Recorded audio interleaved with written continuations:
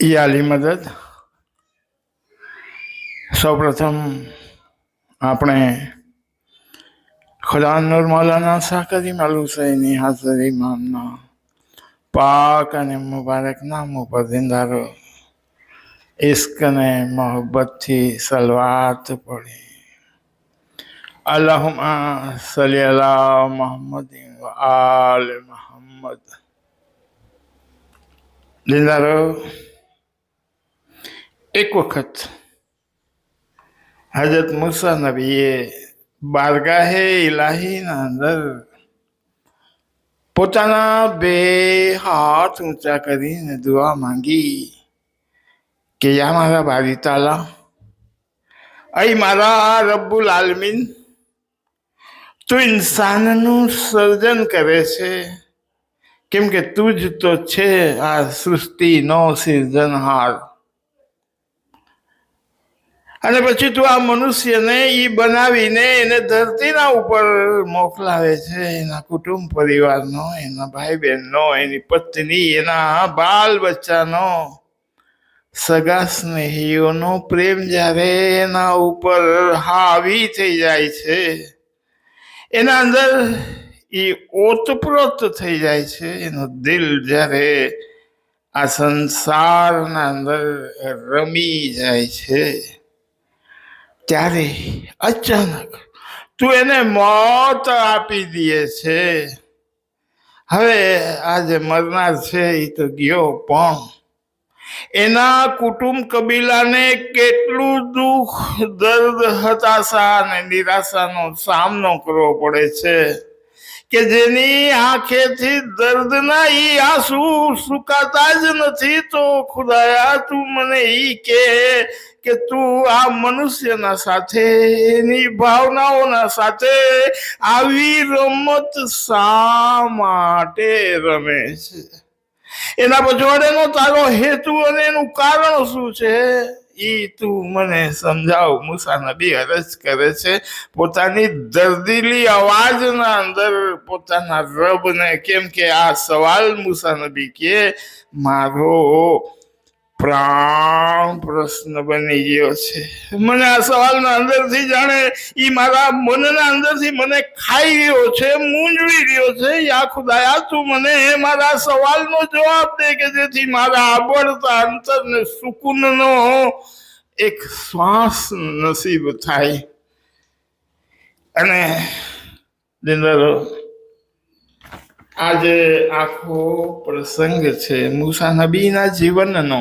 તમે જો એ વાત લખી છે મૌલાના રૂમીએ પોતાની મસનવીના અંદર, કે જ્યાં મૂસા નબીના તરફથી એ પૂછાયેલો એક જજબાતી સવાલ છે અને અલ્લાહે એના આપેલા જવાબના અંદર એક રોશની અને એક પ્રકાશ છે. અલ્લાહ મૂસા નબીને જવાબ આપતા ફરમાવે કે આય મૂસા, તમારો સવાલ બહુ જ સરસ છે, કેમ કે આ જીવનના અંદર અંતર્મનમાં કોઈ વાતને સમજવાના માટે જ્યારે સવાલ ઉભો થાય છે તો ઈ જ્ઞાનનો અલ્લાહ ફરમાવે કે મૂસા નબી અડધો હિસ્સો છે. કેમ કે જ્યાં સવાલ જ નથી તો ત્યાં જવાબ કેમ કરીને આવે? આ દિલ, આ હૃદય જેટલું વધારે તમે જો સંવેદનાથી ભરેલું હોય આપણું, એટલા વધારે એના અંદર સવાલો પેદા થાય. અને આ સવાલો જ એ વસ્તુ છે કે એને કે ઈ સવાલ આપણાને એક રૂહાની યાત્રાના ઉપર લઈ જાય. મૌલાના હાજર ઇમામના ફરમાનના અંદર પણ એક વાત ખાસ આવે કે કોઈ પણ પ્રકારના ઇતિહાસને સમજવાના માટે તમારે એને લગતા સવાલોની તલાશ કરવી જોઈએ. દિલ છે જે આપણું, તમે જો એની મંજિલે અગર પહોંચાડવું હોય તો પહેલી વાત એ છે કે એના માટે શ્રદ્ધા જોઈએ, વિશ્વાસ જોઈએ. યકીન જોઈએ. હા, પણ જે આપણો દિમાગ છે એની વાત થોડીક અલગ. કેમ કે એને જો એની ઊંચાઈએ પહોંચાડવો હોય તો પછી જિજ્ઞાસા જોઈએ.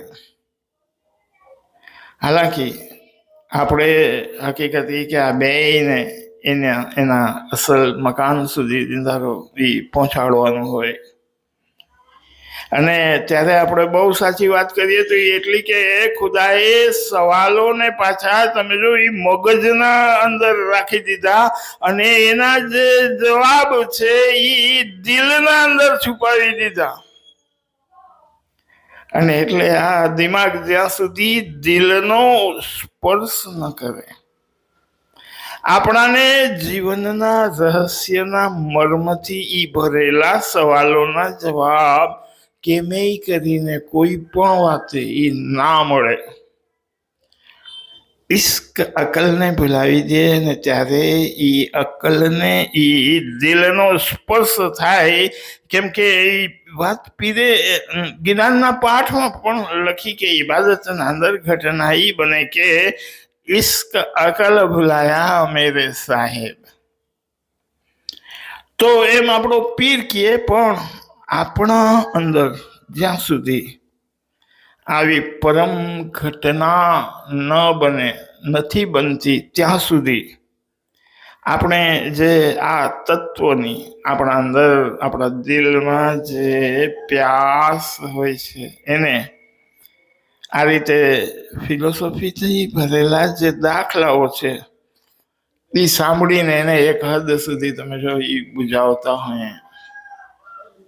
અને એટલે મૂસા નબીએ જ્યારે અતિ આધીન થઈને બારગાહે ઇલાહીના અંદર જ્યારે પોતાના અંતરની મૂંઝવણ માંડી કે એ રૂમીએ લખ્યું પોતાની મસનવીના અંદર કે અલ્લાહે પોતાના પ્યારા નબીની વાતનો જવાબ આપતા અલ્લાહે ફરમાયું કે એ મૂસા તમે એક કામ કરો, અગર તમને તમારા પૂછેલા સવાલનો જો જવાબ જોતો હોય તો એમ કરો કે થોડા ઘઉંના દાણા લઈને તમે એને ખેતરના અંદર વાવી દો.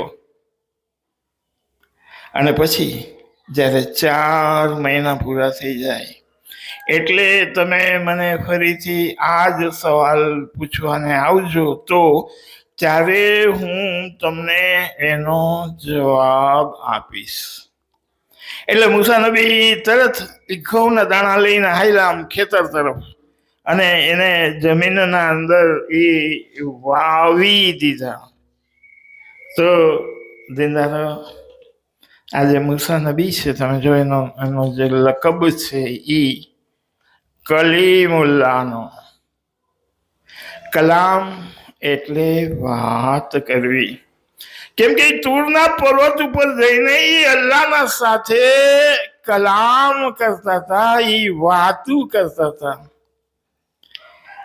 જે સવાલોના જવાબ આપણને તમે જો રૂપિયા, ડોલર કે પાઉન્ડ ના આપી શકે, એ જ આપણા અંતર્મનને એ આંદોલિત કરનારા, એ જગજોરનારા અને અતિ ઊંડાણમાંથી ઉઠનારા પરેશાન કરતા સવાલોની એ ઝલક આપણાને મૂસા નબીના સવાલના અંદરથી મળી આવે.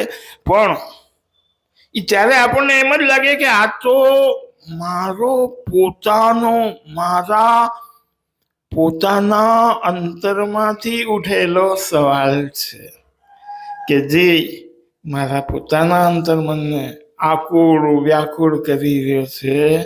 અને જ્યારે ખાસ કરીને એકાંતના અંદર જ્યારે હું બેઠો હોઉં ત્યારે આ પ્રકારના સવાલો ઉઠી આવે છે મારા મનના અંદર. ગતિમામના ફરમાનમાં તમે જો એ વાત આવે કે ઓછું બોલો, મૌન રહ્યો, પણ જેવું આપણે એકાંતનું તમે જો સેવન કરીએ ને મૌન રહીએ કે પછી મન અનેક પ્રકારના એ આપણા સામે સવાલ ઊભા કરવા માંડે. આપણે એનાથી ગભરાઈ જાય અને તરત ટીવીનું બટન કે જે ઓફ હોય અથવા આપણા પાસે જે મોબાઈલ પડ્યો હોય એ ચાલુ કરીને એના અંદર પોતાના અંતર પ્રશ્નને ભૂલાવી દઈએ. આવું અનેક વખત બનતું જ રહીએ. આપણે એકાંતમાં રહી ન શકતા હોય અને એ ત્યારે આપણી એનાથી કરીને જે રૂહાની પ્રગતિ છે, જે મનના અંદરના ઉડાણ છે, એના અંદર આપણે પછી પ્રવેશી ન શકીએ. તો જ્યારે આ 4 મહિના પૂરા થઈ ગયા, મૂસા નબીને જે વાયદો કર્યો તો ખુદાએ કે મૂસા નબીએ ફરીથી આ તૂરના પર્વત ઉપર તમે જો પોતાની હાજરી લગાવી. કેમ કે એક વાત તો બહુ પાકી કે આ જે પર્વત છે ને એ બહુ ઊંચા હોય અને એનું ચઢાણ પાછું એ બહુ ભારી હોય ને આ ચઢાણ ચડતા ચડતા માણસ હાંફી જાય, એનો શ્વાસ ફૂલી જાય અને પાછી પર્વતના બાજુમાં ઊંડી ખાઈ હોય એટલે એના અંદર જરાક પગ સમજો ફીસલી જાય તો પછી એનું બેલેન્સ ના રહે ને એવું બને કે એ આખું જીવન એ ખાઈના અંદર પડીને માણસનું ડૂબી જાય, ખતમ થઈ જાય. આ પર્વતના ઘાટીની વાતો દિનદાર તમે જો આપણા પીરોએ જ્ઞાનના પાઠના અંદર પણ લખી છે અને એ રીતે આપણાને આપણો પીર એક ઊંડો ઈશારો આપે. પણ આ ઈશારાઓને એ તમે જો સમજવાના માટે એક મોમનનું જીવન, એક આપણું જીવન બહુ મોટું તપોમય હોવું જોઈએ તો જ એ આપણાને સમજાય. કેમ કે પીર ગિરનારના પાઠે લખે કે એ જી ઊંચા ઊંચા પર્વત વસની છે ઘાટીજી, ત્યાં ચડી જઉં સતગુરની વાટજી. છે ને ગિરનારનો પાઠ આપણે સૌએ સાંભળ્યો છે. તો અસલ વાત એટલી કે એક પરેશગાર ઇન્સાન પોતાના જીવનના અંદર રોજ રોજ થોડો થોડો પર્વત ઈ ચડતો જતો હોય. કેમ કે આપણે એવા મોમીન બંદાઓને જોયા છે દિનદારો કે જે પોતાના મરવાના પહેલા જ એ પોતાના અંતનો સમય બતાવી દેતા હોય અને એ પાછો સાચો પડતો હોય. અને ત્યારે એ સવાલ એ થાય કે આપણા મનના અંદર કે એને એના અંતનો એ રાઈટ ટાઈમ, સાચો ટાઈમ કોને કીધો હશે? એને એના અંતરના ઊંડાણમાં આવું સાચું જ્ઞાન એને કોણ આપતું હશે? આવા જે પર્વતારોહી દિનદારો આપણા આસપાસ નજીકમાં આપણે એ જોયા છે ને, એ જોઈને આપણાને એમ અફસોસ થાય કે ખુદાના સાથે આપણે પણ વાતું તો કરીએ જ, પણ આપણા માટે આ બધું વનવે જેવું હોય છે. કેમ કે આપણે જે વાતો ખુદાના સાથે કરીએ ને એ ખુદા સાંભળી લે, પણ એ ખુદા જે આપણા હારે વાતું કરતો હોય એ પાછી આપણાને સમજાતી ન હોય. તો ખરેખર દિનદાર ખુદા તો આપણી રોજ રોજ એ વાટ જોતો બેઠો હોય કે મારો બંધો આ પરેશગારીનો ઊંચો પર્વત ચડીને જીવતા જીવ મને મળવા જરૂર આવશે, પણ આપણે ખુદાને આશામાં જ રાખ્યો હોય અને આપણે એને વચન આપીને એ પાછું આપણે ભૂલી ગયા હોઈએ. તો 4 મહિનાનો જે સમય મૂસા નબીને અલ્લાહે રાહ જોવાનો આપ્યો તો એ આ વાટ જોવી અને ઇંતજાર કરવો એ મૂસા નબીના માટે પણ એક દોયલું કામ હતું ભાઈ. પીર લખે ને કે ગિરનારના પાઠે કે જીસરે વિના એ ઘડી દોયલી જ આવે. કેમ કે એક તો હોય દિમાગના અંદર કતુહલ કે હું જાણી લઉં, પણ એના અંદર કોઈ બહુ મોટી તીવ્રતા ન હોય. સવાલ ઊભા થાય ને આપણા પણ અંતરના અંદર, પણ એ કુતૂહલના રૂપના અંદર હોય. જાણે શરીરના કોઈક ભાગમાં એક ખુજલી આવી ને ખંજવાળી લીધું, પણ અગરચે ઈ ખુજલી ન કરી સમજો તો એનાથી કઈ બહુ મોટો ફરક ન પડે. થોડીક વાર થાય કે ખુજલી આપોઆપ સમી જાય. આપણા અંતરમાંથી ઉઠતા પ્રશ્નોની હાલત કંઈક એવી હોય છે, પણ એ એક તરફ હોય જિજ્ઞાસા કે જે મૂસા નબીના અંતરમાં હતી. જેના અંદર ઇન્સાનના આખા પ્રાણ જોડાયેલા હોય. આ જિજ્ઞાસા એટલે જે જાણવાની ઈચ્છા છે એ માણસનો પ્રાણ પ્રશ્ન બની ગયો હોય. કેમ કે જ્યાં સુધી એને આ જ્ઞાન મળે નહીં ત્યાં સુધી આ માણસનું સુખ છે આ બધું આકુળ વ્યાકુળ થઈને એનું રોમ રોમ ઈ તડપતું હોય અને તરસતું હોય. તો દૂરના પર્વત ઉપર પહોંચીને મૂસા નબી પોતાના બે હાથ બારગાહે ઇલાહીના અંદર જોડીને દુઆ માંગવા માંડ્યા કે અહીં મારા રબ્બુલ આલમીન, તારા વાયદા પ્રમાણેનો સમય થઈ ગયો છે ને હવે હું મારા સવાલનો જવાબ સાંભળવાનો યા મૌલા હું તલબગાર છું. અને ત્યારે અલ્લાહે ફરમાયું કે અહીં મૂસા, ઘઉંને ખેતરમાં તમે વાવી દીધા પછી એનું શું થયું એ વાત અને એની વિગત તમે મને કહો. એટલે મૂસા નબીએ જવાબ આપ્યો કે એના અંદરથી પછી કોટા ફૂટી નીકળ્યા અને એના બાદમાં એના ઉપર આકાશો રહીશું એ મોટા છોડ થયા અને એના અંદર એ ઘઉંના દાણા લઈ ગયા. મૂસા નબી કહે છે અલ્લાહને. અને ત્યારે અલ્લાહનો ગેબી અવાજ એ મૂસા નબીને સંભળાયો કે કહો મૂસા, એ પછી તમે શું કર્યું? અને એટલે મૂસા નબીએ જવાબ આપ્યો કે આ મારા બારી તાલા મેં દાંતરડું લીધું અને છોડવાને કાપી નાખ્યા. પણ જેવી આ મૂસા નબીએ છોડને કાપી નાખવાની વાત કરી કે આ વાતને સાંભળીને અલ્લાહે સામો પ્રતિપ્રશ્ન કર્યો કે મૂસા, આટલા જતનથી ઉછેરેલા છોડને તમે દાંતરડાથી શા માટે કાપી નાખ્યો? આ વાતનો તમે અમને જવાબ આપો.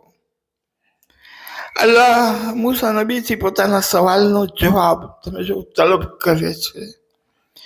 તો દીનદારો પીર પંજાતે જવામર્દીના અંદર તમે જોવા જતા ઇમામ મુસ્તનસિબિલ અલૈહિસ્સલામે ખુદાની મારફત નામનું જે એક ચેપ્ટર છે એના અંદર મૌલા ફરમાવે છે કે જિસ્મના ઉપરથી રૂહની મિસાલ લેવી જોઈએ તો એ રીતે અલ્લાહ મૂસા નબીને એ ભૌતિકની મિસાલ આપીને એના અંદર જે છુપાયેલું આત્મિક છે જે બાતુન છે એ શીખવાડે છે. તમે જો કેવી રીતે. તો અલ્લાહ મૂસા નબીને સવાલ પૂછે છે કે આટલી કાળજીથી જે છોડને તમે મોટો કર્યો એને કયો કાપી નાખવાનું કારણ શું? અને ત્યારે એ મૂસા નબી એટલે જવાબ આપે છે કે યા મારા રબ્બુલ આલમીન, આ છોડને કાપો ઈ બહુ જરૂરી હતો.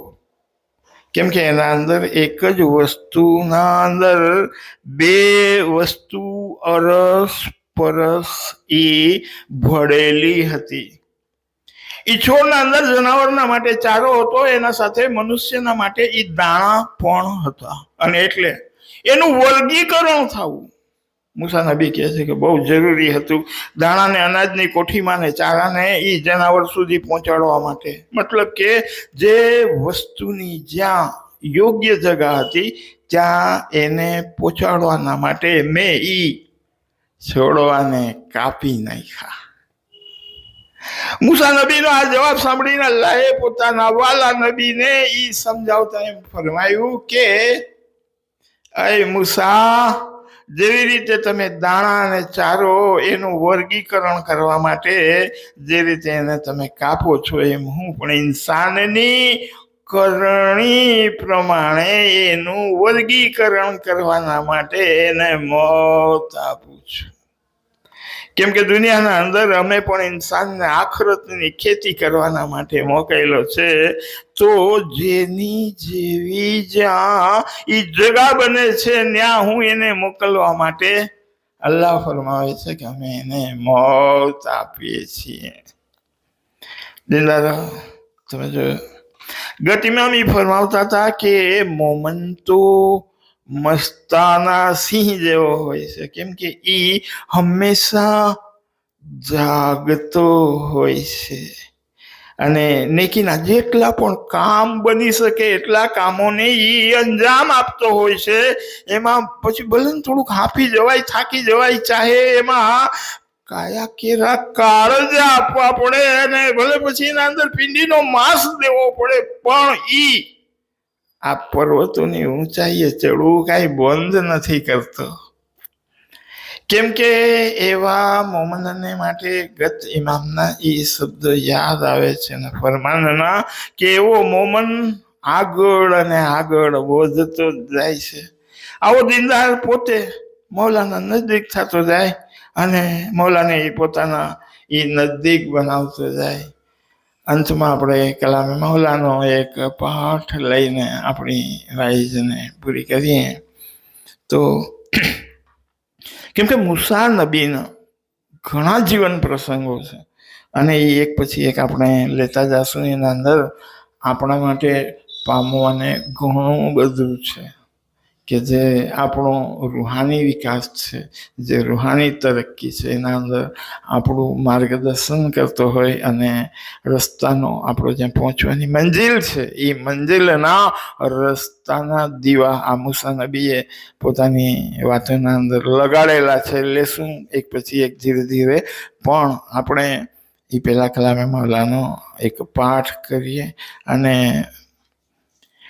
सब दिल मीने लगना है पण भला दिल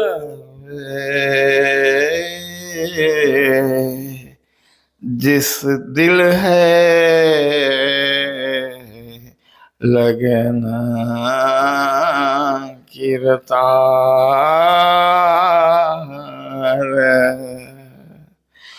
और लगन में पड़ा सो डूबा रब की लगन भली जो उतारे पार लगन बिना कोई दिल खाली नहीं, बिना लगन तो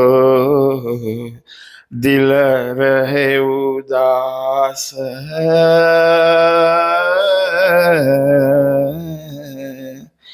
साचे साया सुन जो लगन बांधो तो जिक्र करो सास सास. આપણે મૌલા પાસે દુઆ માંગીએ કે યા મૌલા તું અમને આખરી દમ સુધી ઈમાનની સલામતી આપ. યા મૌલા તું અમને દસો સુખરી તે પૂરા રાખ. યા મૌલા તું અમને સિરાત મુસ્તકીમના ઉપર કાયમ રાખ. યા મૌલા તારા ઘરની અને ગત જમાતની સેવા કરવાની આલા હિંમત આપ.